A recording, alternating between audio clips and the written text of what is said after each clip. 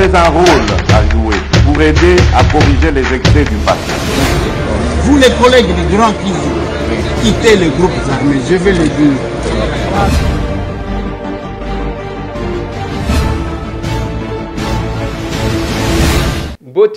Bote lisusu bandeko nanga, bino bandeko oyangai.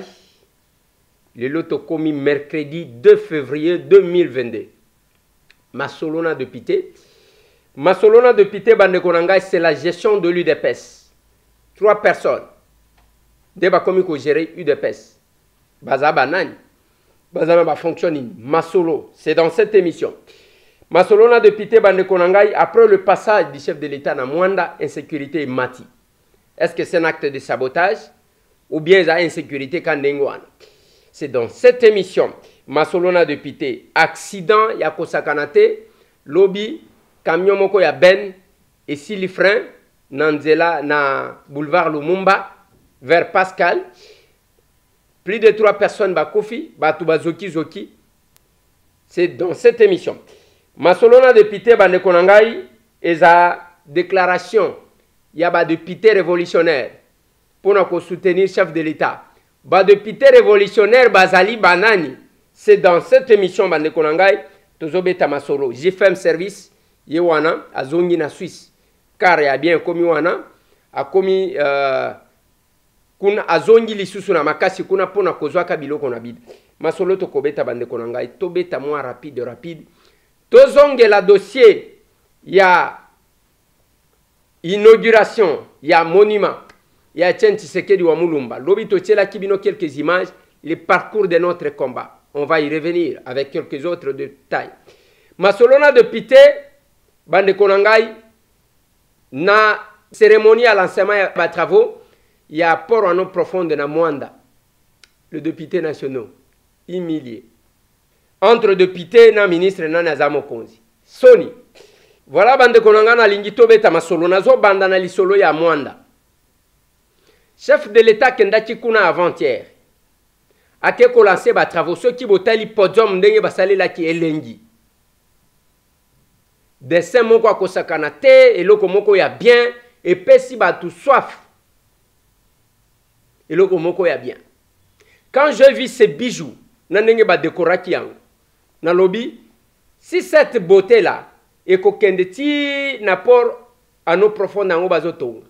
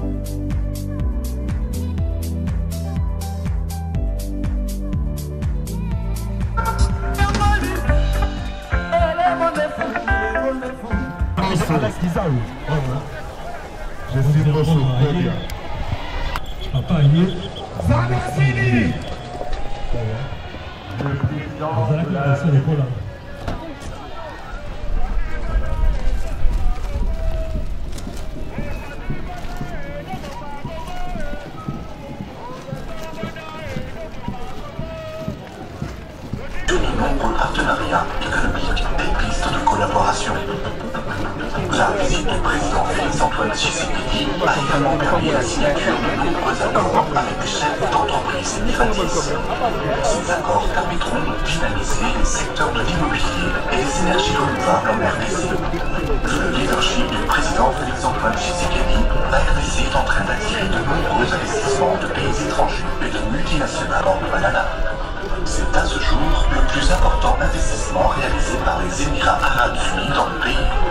Ce projet créera de nouvelles opportunités d'emploi, stimulera l'économie locale et supportera la transformation de la RDC en œuvre du commerce mondial.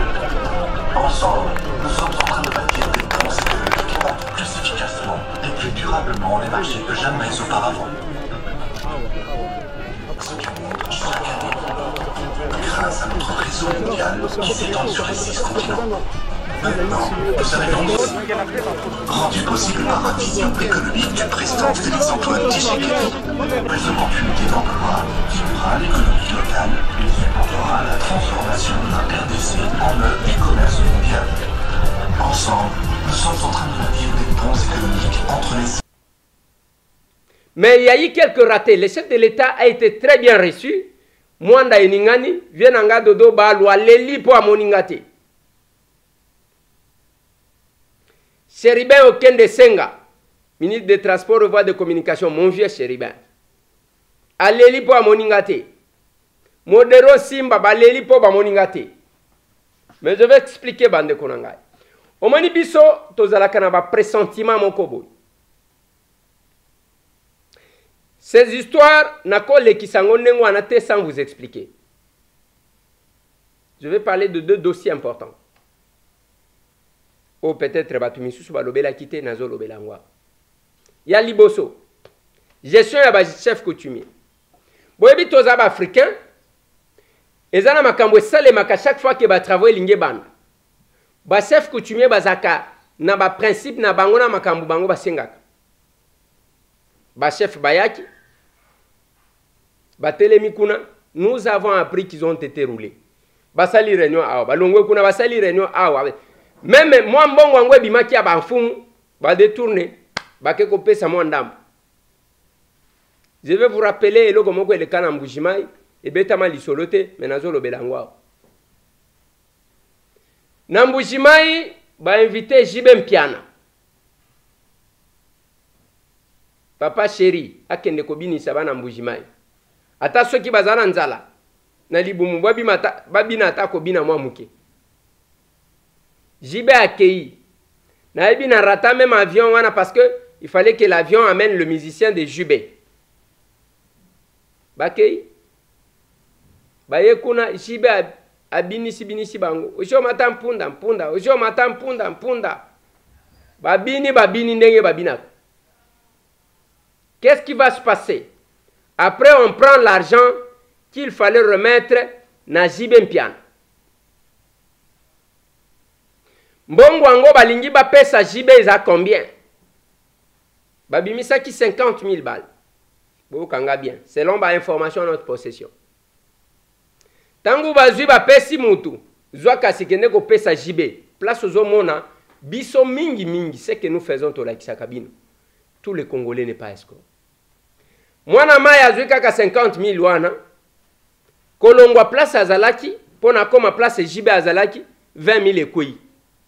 Ake ko pesa Jibe 30 000. Ignorant que Jibe wana zana contact na batunyo sotu wana. Jibe c'est parmi ba musiciens ba capricieux. Na makila kimuluba na nini. Tangu ba pesi à un moment donné batuni ozandenge nini na sepelite. O ndenge nini? Pona mbongo. Mbongo combien? Oh 30 000 ne ba pesi. bapesi 30 000. Il y a eu ce qu'il y a eu. Pour na kolongola kaka mbongo na point A et comme na point B, 20 000 ekoi. Et c'est la même chose que kosalema na mwanda. Babimisa ki mbongo ya banfumu combien bino batozana ba rapport. Et banfumu bazwa ki combien? Incident ya liboso. Yami balé ezala biso ba député. J'ai compati na ba collègue nanga. Na côté la bino image. Bon on a comment les députés ont été négligés. On insistait pour que nazalawan. Mais par circonstance c'est ça que na kokaki kokendete. Et bah député la majorité ba ken avion moko na président na biso assemblée. Christophe Mboso. Ba kiti na avion ba yewana na podium ba installé président Mboso et ba député provinciaux na podium ba ministre l'émanation na biso na podium ba député ba bandi ko telengana lokola bana bateki maboke nde boye bozomona basiliki bakomi koluka ndenge nini bakendi. Et sengaki que le ministre ya transport OP azalaki aza un élu na ministre ya tourisme Moderon Timba na Cheribin Okende tous élus bakende kobonde la bango pour que batia bango na sewa na lokola bana bitike bakonzi bazali kolo ata bino moko biso toza bakonzi ya gouvernement. Mes collègues députés na lobaka na bino les droits qui quand on sait les revendiquer. Tangu dozoloba ceux qui baye kuna dès que baye to interpeller mutu qui sont pour qui sont contre bokote libango. Est-ce que c'est normal? On sera humilié comme ça. Yango bomoninga na lobaki même colonel ka kina ndeko nanga Israël muto na lobi osala ka investigation mène les investigations sur monsieur Tambo. Na kendaka kosala ba courbette pas mutute. Okomona mutu aliki na télévision a raconter vie na ye attaquer monsieur Tambo quoi attaquer na ye. Mais moi, je sais ce que je fais. Je sais ce que je représente. Je sais. Ndenge boyo kakawana ke bazolu ka ba député a corrompre. Ba yaka na porte à monsieur Tambo était parce que ba yebi. Ba yaka te. Je ne peux pas promettre autant espoir nyonso peuple a tchakina katina ngai na kekuna je me comporte comme tout le monde. Ngana mona kanazaka na mukumba koleka batu nyonso. Contenir la confiance dans la responsabilité de Sabiso.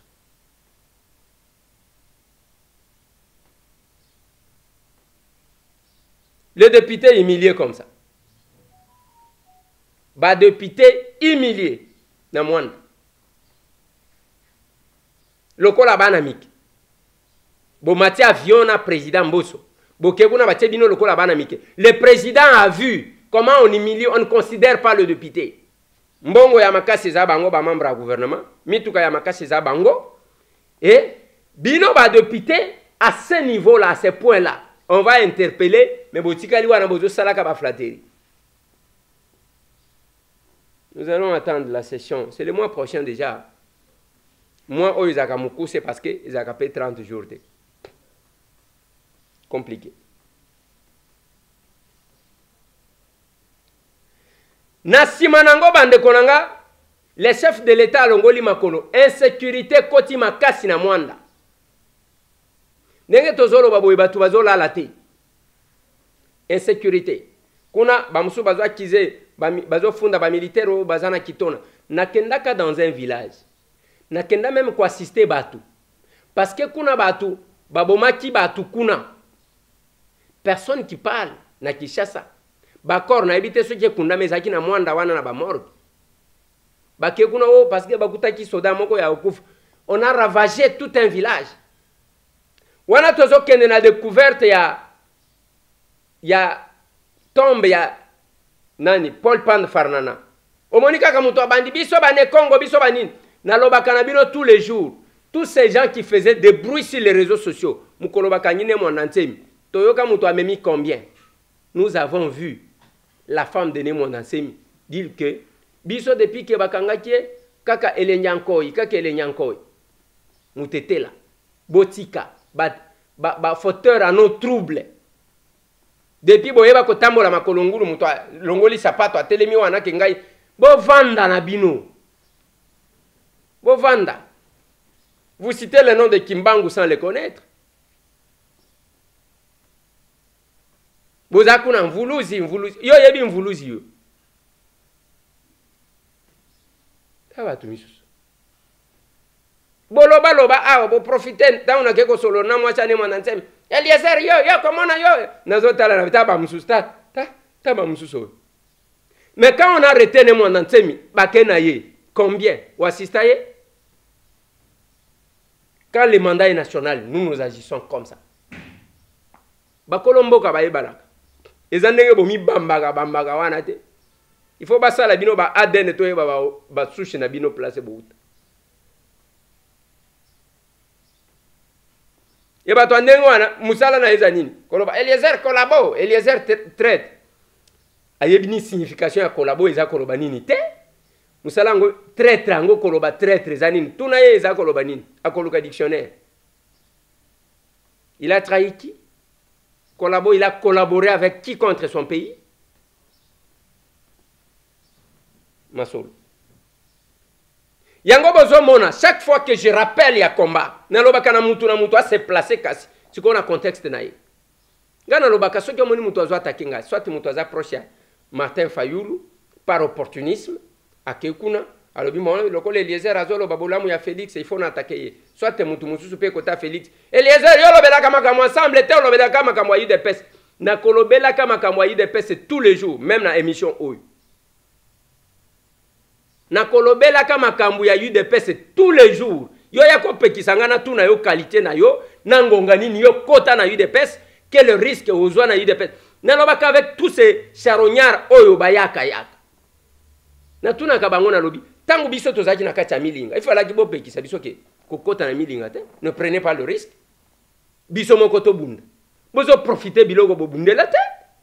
Voilà pourquoi vous vous comportez comme ça. Bo prometate, bo bundela te.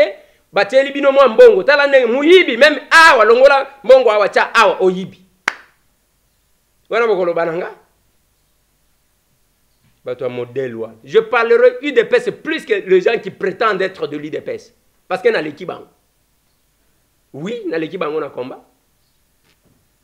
tangu tozo koma à un moment donné Martin Fayulu azotali sabatuke mokolo tokozwa pouvoir to décorer Eliezer yo kanisa lobaki na sentiment mwana kolo pango Eliezer Tambwe asali makambu mingi pona mboko oyo batu oyo toko décorer lobby pona démocratie ya mboka oyo kobima totangaka bakombo ebele bakombo mususu boye ba Eliezer azana kati wana ndiko ya moni pasi babeta ye toko kende ba marche bakanga ye baboma ye ba caméra mais ndeko azali kaka na kati ya etumba ya mboka auti kobima na boloko awa bakoseli ya bakambo mais nzambo ya sambelaka nzambe oto sambelaka losambo ya bana ya Congo nzambe ya ndimi yango abimi mais abimi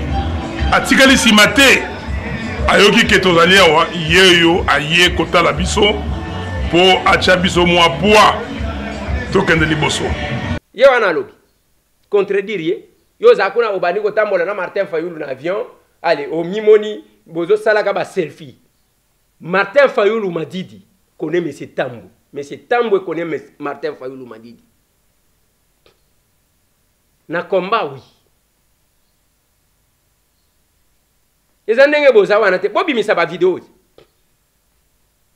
bozo bima ana Martin boke manifestation bo filmer président batuna bayete bozui botie na réseaux sociaux oje koko atekanda ko bo filmer bozaki bino moko même mon vieux Martin Place Azali il faut mitunaka qui vous entoure là quand nous prêchons l'unité nous savons pourquoi nous prêchons l'unité place nyoso bokota la ba image place ebele okomona ka Martin Fayulu bavandi na Félix c'est pas matin et nous ceux qui ont mona bazo memaka biso pas ba combattant il se retrouve à nous, tous les combattants, compte tenu à combat. Lobi na kenda ki mozolete. Botuna ba oba kendaki. Qu'est-ce qu'on attendait, qu'est-ce qu'on cherchait? Mais c'est Tambou. Mais ba récupérateur ba kekuna pour que le chef de l'État mona bango, ba nommé bango. Ta ba mususu.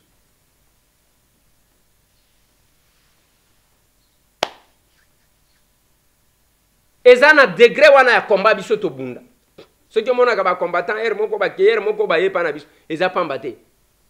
Il y a les gens qui ont financé de l'argent pour que ba même bango ba mona bango pe lokola bato.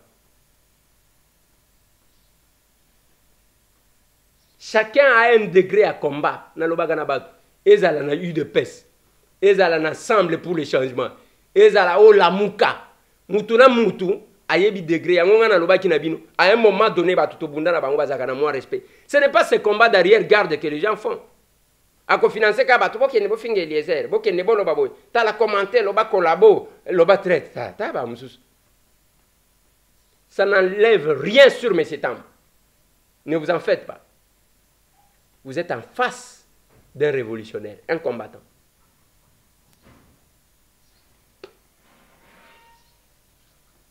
Bah, député révolutionnaire, je ne parle pas de cette révolution.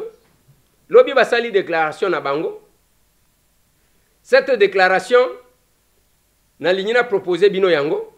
Après, Nassa la commentaire. Suivez-moi ça. Déclaration politique. Mais avant toute chose, qu'il nous soit permis de nous incliner devant la mémoire du Sphinx, le père de la démocratie. Nous citons Dr Étienne Tshisekedi Moulumba, d'heureuse mémoire. Et nous prions tous les collègues de garder 1 minute de silence à sa mémoire.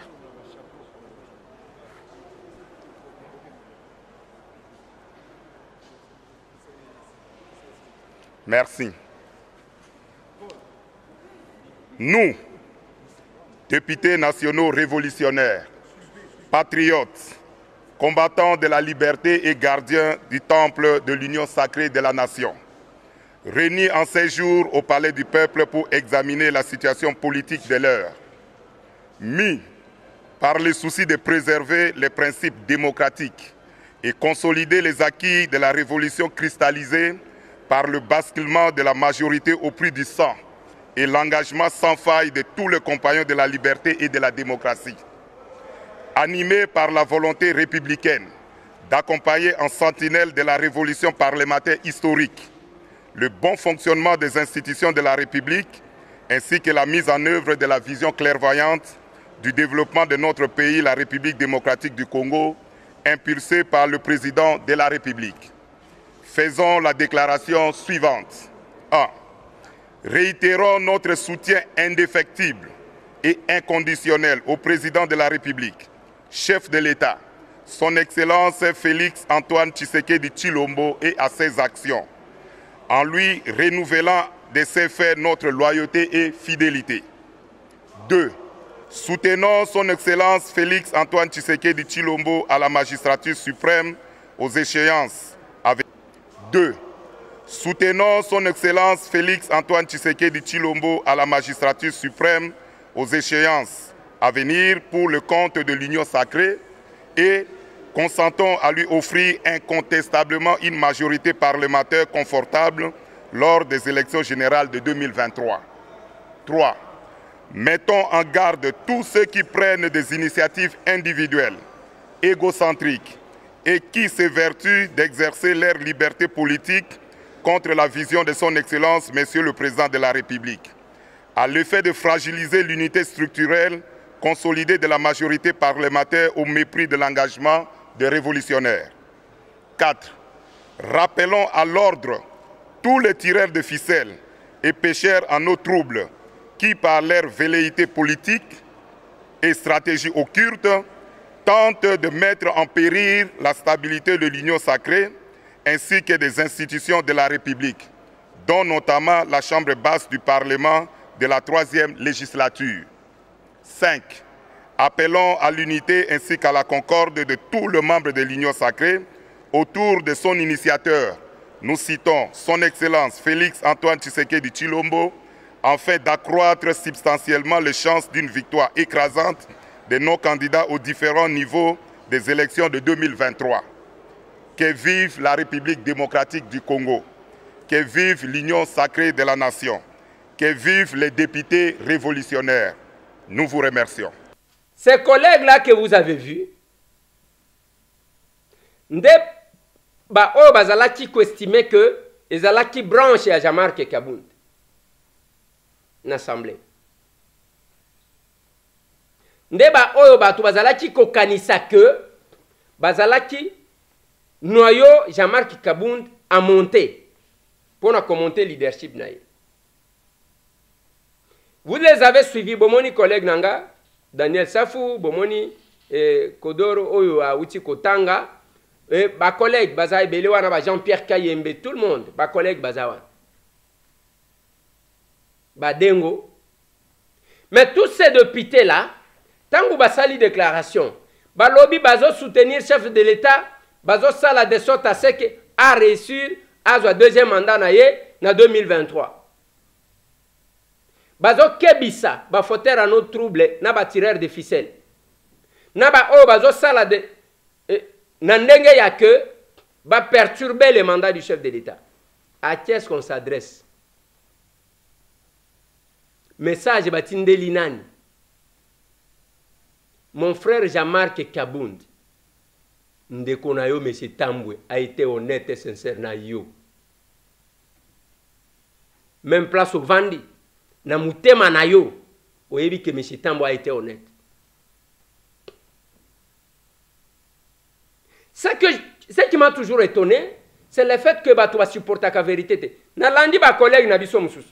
Y ensemble pour le changement. Basali paye à bango déclaration. Moi, Tambwe, je suis le député le plus soupçonné de l'ensemble. Le plus soupçonné. Nalobakango tous les jours. Pona nini, nalobaka onga nazo kanisa. Bisika nyo soki to koti, je prends une position, j'estime que ma position rejoint la République. C'est pour l'intérêt de mon pays. Voilà pourquoi je prêche l'unité. Basali déclaration. Même place basali déclaration, au comment on a basé. Comment M. Tambwe, M. Tambwe, nous, députés nationaux progressistes membres d'Ensemble pour le changement présents à Kinshasa, après avoir passé en revue la situation politique de l'heure, considérant que l'adhésion à l'Union sacrée de la nation s'est faite librement et individuellement, de même que la décision d'accompagner le chef de l'État, déclarons ce qui suit. 1.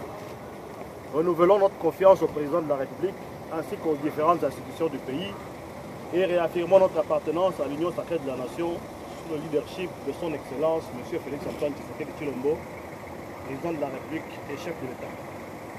2.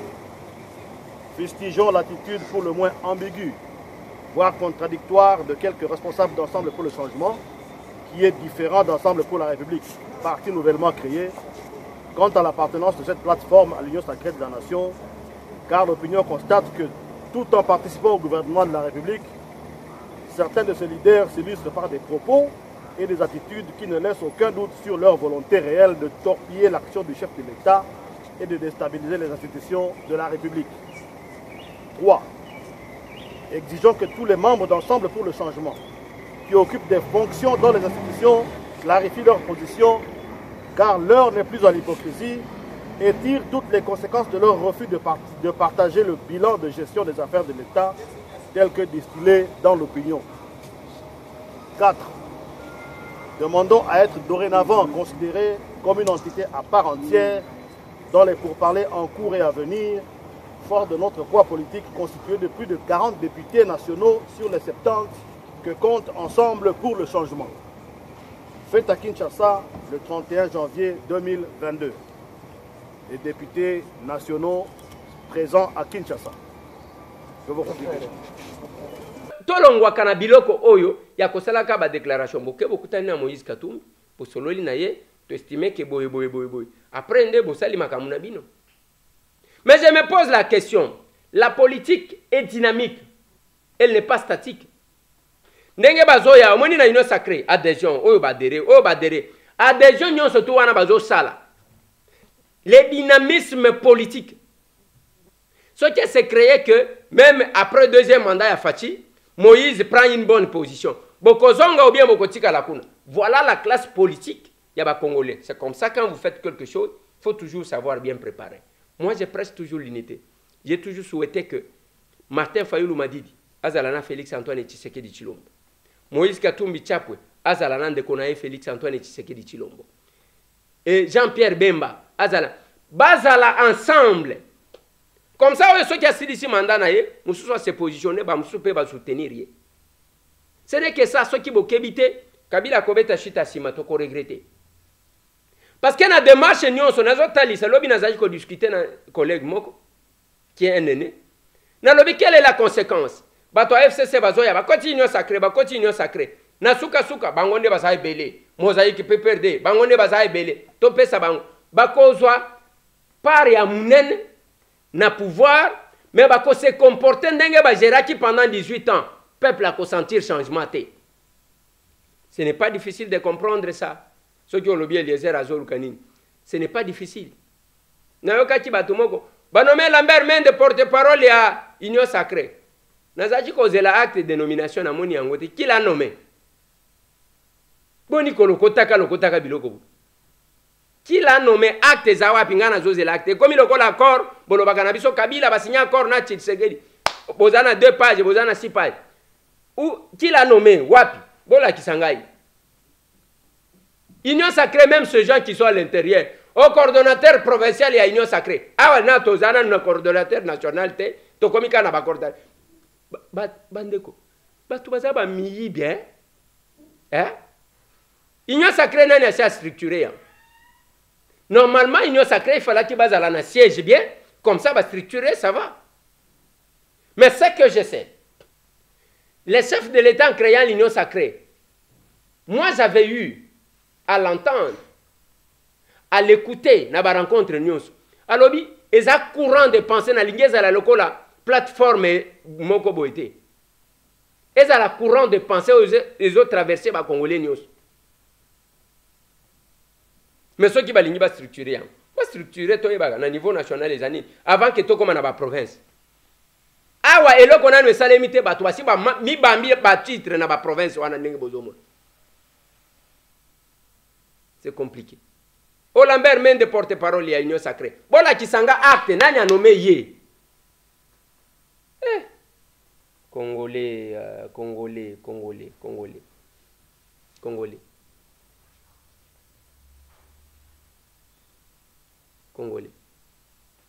Tolobela dossier a eu de peste succo.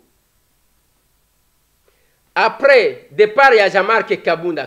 Na moni photo ils ont circulé à Lati Kepi. Balobi changement de fréquence. Kabunda Waki Muniere a commis na look Mususu. Kabunda Waki Muniere a commis na look Mususu. Ce qui a changé look. C'est allié. Même Augustin Kabouya. Alataka Muniere te, Alataka pe Kepi hier moko. Félix Antoine Tshisekedi. Alataka Muniere te, Alataka pe Kepi. Jean-Marc Kabunda Kola Tango. Ce que je regrette, c'est le fait que mon frère ne m'a pas écouté. Azwa Matoi, Atena ba flatteur. Nakolo Banabino, Sangona Zuilobi, ya muto azala qui proche ya Jean-Marc.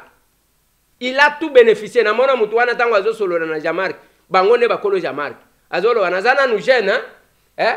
Na profil na ye koma tika photo ya Jean-Marc, photo. Batu balongoli photo ya Jean-Marc na profil. Bao bazala ki balongoli photo ya Jean-Marc. Jean-Marc soki asali boy, ache. Jean-Marc soki asali boy, ache. Jean-Marc soki asali boy, ache. Na profil na ye. Bango wana akomi. Non, je suis encore jeune, dans une carrière politique à préserver Jean-Marc Ayo qui l'a battu. Tous ceux qui ont bénéficié des avantages à Jean-Marc était à yo. Biso batambo tozalaki koloba. Biso oyo. Bo kosa biso nanenga kosa kanate. Bo kenda ko puiser bato à Libanda qui ne se sont pas battus. Ngatambo na lobaka. Muto atelema na télévision contredire comment ngana nimaye. Yango nazola kisaka bino ba extrait ya ba action ongana mena pendant que beaucoup de responsables bazaji ko batama. Mais c'est tant oiseau cha teulo. Tango zomo na mukolo bazome mangai na monima ya Lumumba tozo kende pona to libérer bana changu. Tous les responsables cachés, les combattants eux-mêmes. Je suis descendu. On a failli tirer sur moi ce jour-là. Et tant que tu fonçais na Mayanjili, des policiers débordés, ba fongoli bana changu va traverser. On doit prendre à respecter les gens. Et quand je parlais avec Jean-Marc, ils ont commandé, C'est pas Kemandé. Tous ces gens que vous avez nommés. Bah, Warriors, nous sommes là. Vous faites le bilan maintenant. Faites le bilan.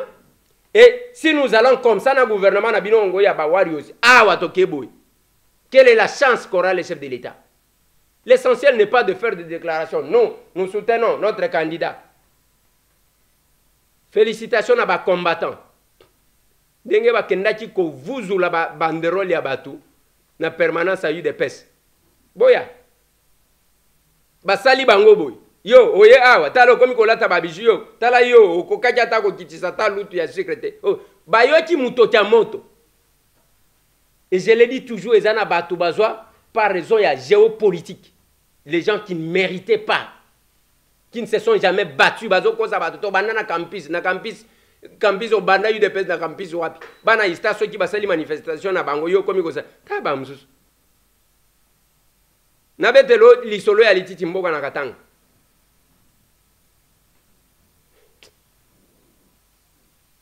Désormais, UDPS, après le départ, il y a Jean-Marc Kabound, Batumisat, Ndebazo Kambayang, Wakwenda, président de CDP, Jacquemain Chabani, président de CEP, Augustin Kabouya, secrétaire général, Batumisat, Wana Sikonde Bakomiko Kamba, UDPS. Les décisions Kobana Kokende, na concertation. Ma prière est que Bayokana. Parce que le courant ne passait pas entre les deux. Wakwenda, Jacquemain Chabani ne s'entendait pas avec le camp de Jacques-Marc Kabound dont Augustin Kabouya était. Ils avaient deux camps qui se regardaient en chaîne de faïence. Baté Bango Chiko ensemble. Mais ce que nous voulons, c'est quoi? On ne veut pas que le chef de l'État banda gérer conflit. Tolingi que makambo etambola malam, bois soir parti, toilette oeza batongate na permanence à UDPS. Batonga toilette, basala oya kobongisa babongisa, o bakotika ke kotika la pona batu ba visita kandenge nini, ba boma batu na kacha UDPS parce que ce qui m'a toujours étonné c'est quoi? Botika nda kuwana ke etika la ndenge ba boma ba tumbela batu na kacha UDPS mais ba o batumba bokipaka bangote bokipaka ba famille na bangote bokenda batombe na bango. Il a fallu que ngana kende na kobenga Sylvain Mutombo comme lui était ministre avec un peu de moyens ake asali ba biloko wana batombe. Ndoko mwana mutavandi Eliezer yoza mtu ayi de peste mais yo mtu ayi de peste kende kuna la kisanga ki mtu ayi de peste na yo bango yo ba Christian Mukali ba Ben Chimanga ba kena ngenga baza bamsu baza na prison aw tosi toyo katani abandonné par les partis. Je le dis à la télé. Ceux qui n'ont 100 francs ya kotinda mutu akotinda zate yango bomoni même lobby na mausolée témoignage ya batu ce sont les combattants de l'IDPS. Suivez ça. Tobo na sumu tuté et c'est mon angeza que papa journaliste mais na ko bossa pesa mbote très pas na Eliezer honorable. Oui bienvenue. Eza azala mutu mora boyo na IDPS ya aza kotaza.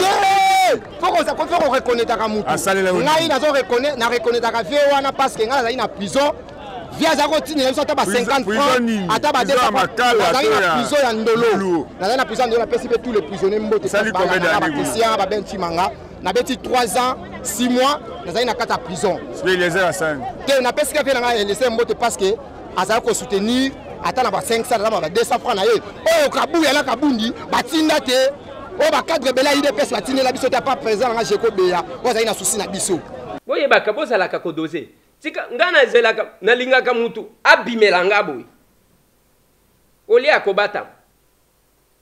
Eza bato ba journaliste bango ba créer bazo batu bazo uta bato bazaji ko kangisa bato. C'est parmi les erreurs que Jean-Marc a commises. Oyo ya kozwaka bato Liban, les gens qui nous infiltraient pour nous faire arrêter. Ba récompenser bango. Maintenant nous allons assister aux total. Ngai na kosala tout. Nakutana na IGF alingeti. Na tuna esko bato ba recommanda na kopesa ba historique. Na kotala na yebi bisike bele ba tchacha bato. Je vais placer un mot et je vais voir comment il va se comporter. Parce qu'il est censé travailler sous l'autorité du chef de l'État.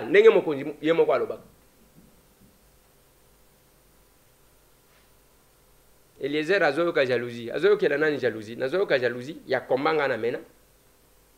Quand les choses ne marchent pas bien, c'est parce que vous confiez des responsabilités aux gens qui n'ont rien promis. Basé na idéologie mon côté. Et ça nous revient. Ngai même place ya que gouvernement est failli, on voit M. Tam. Yango na lobaki na bino. Après Genval, tu sais qu'il y a pesa biso ba diplôme. Ba brevet. Mutu na mutu abimisa yayi.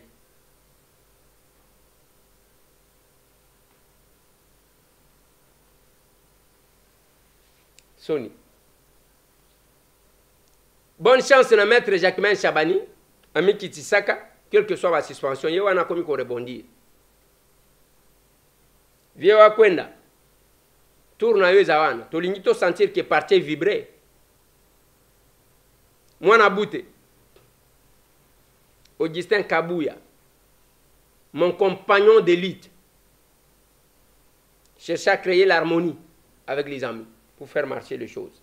Le chef n'a pas besoin de gérer les problèmes internes et à parti parce qu'il a la République. Aidez-les à aller de l'avant. Nazo ceux qui sont à Makambouya, accident et à lobby.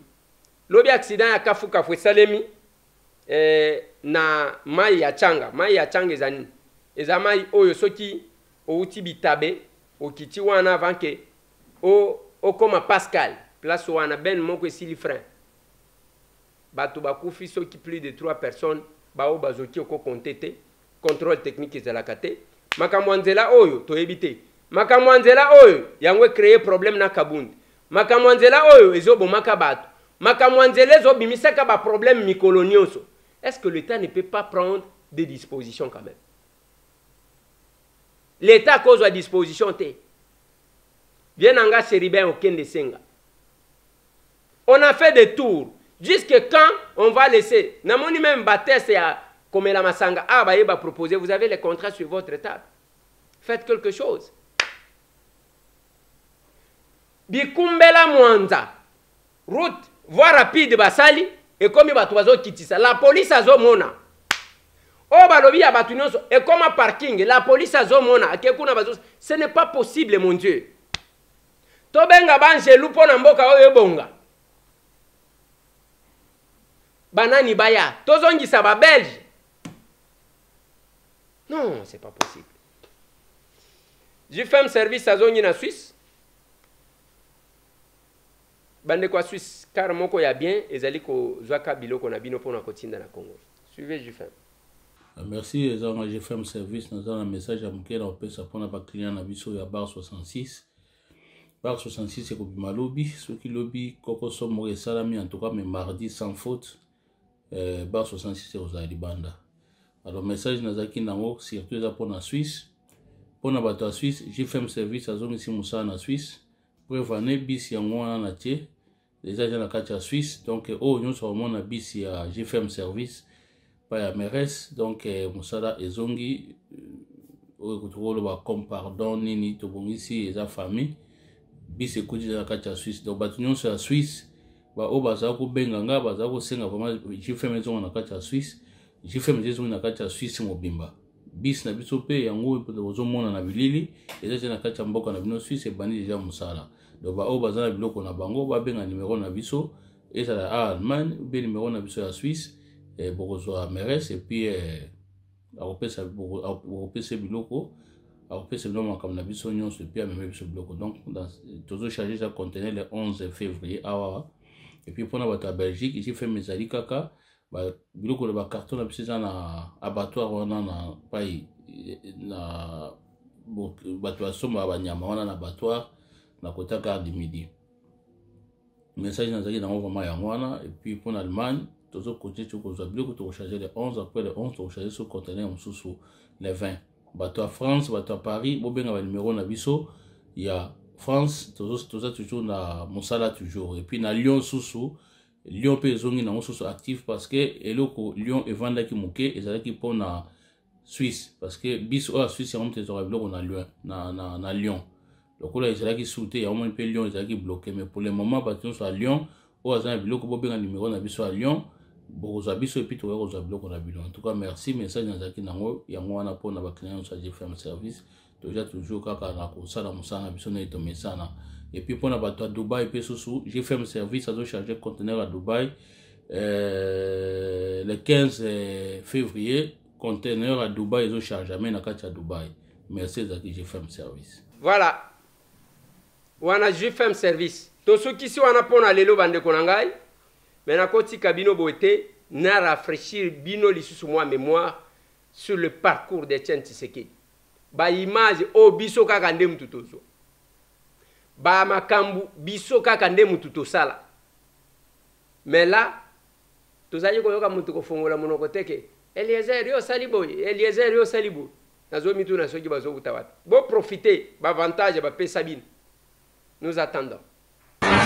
Numéro 1 à Chatoka. Hein? Où est-ce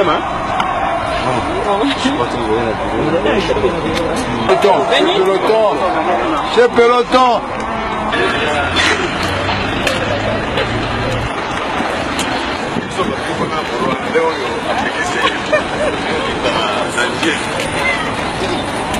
L'espace aérien congolais est fermé par les Rwandais. Lobby a aucun débat là-bas. Alors on a voté à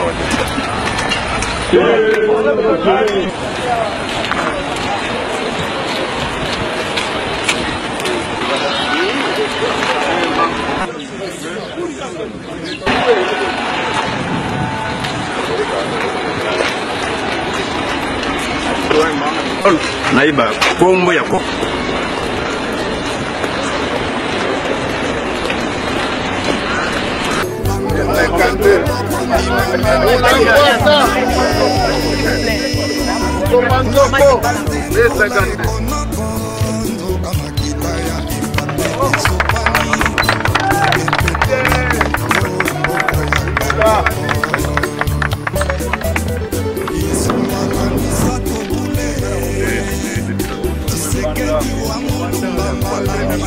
Attends. Non, non. Allez. Vous voyez. Dis. Vous pouvez respecter ces quêtes. Vous voyez ça.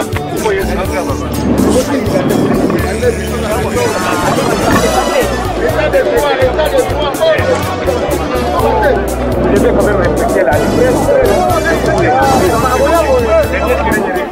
Je vais quand même respecter cette ligne. Mais mes chers amis, le mieux serait d'appuyer là-bas.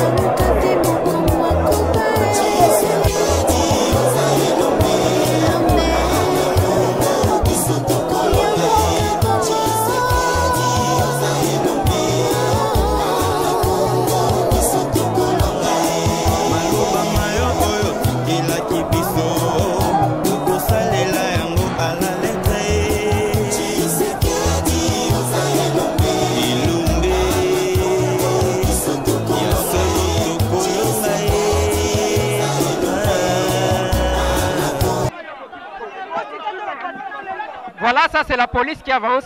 Ndenge bomoni bambango et bandi. Ezakaka, qu'est-ce qui s'est passé? Est-ce qu'il y a un problème? Babandi, il commence. Babandi déjà. Babandi, ça c'est vraiment provoquer la population.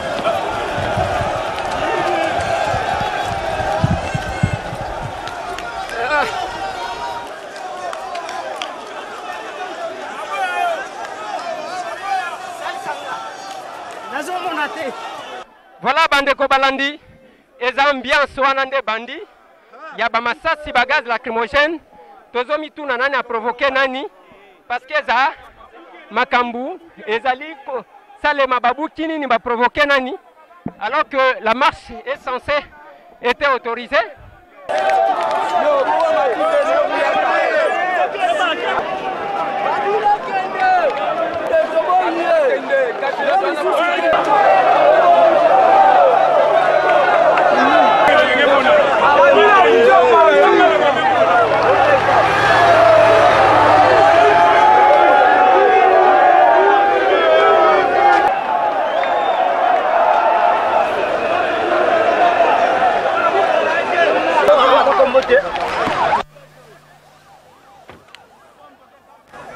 Bien rapide. On va filmer à Pôle 40. Comment va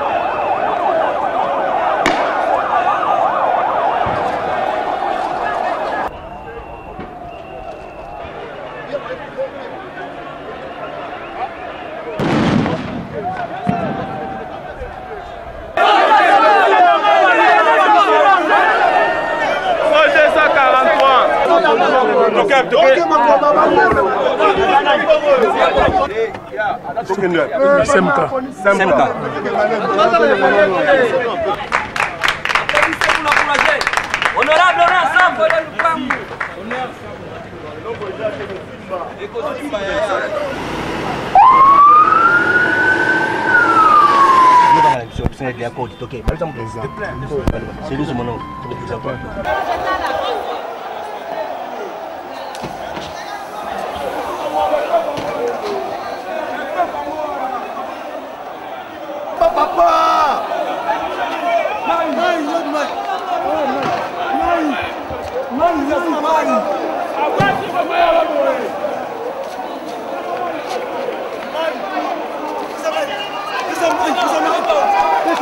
Oh, mais ils étaient. Ok. Avance.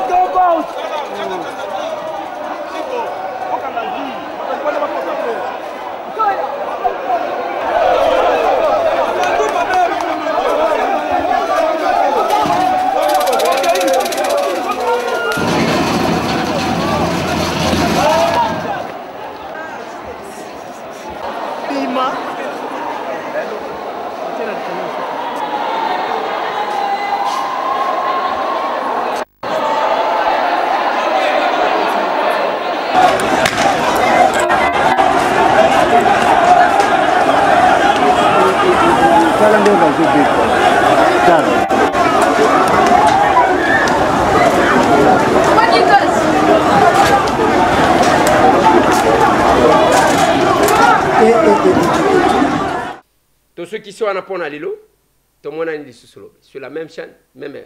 Merci.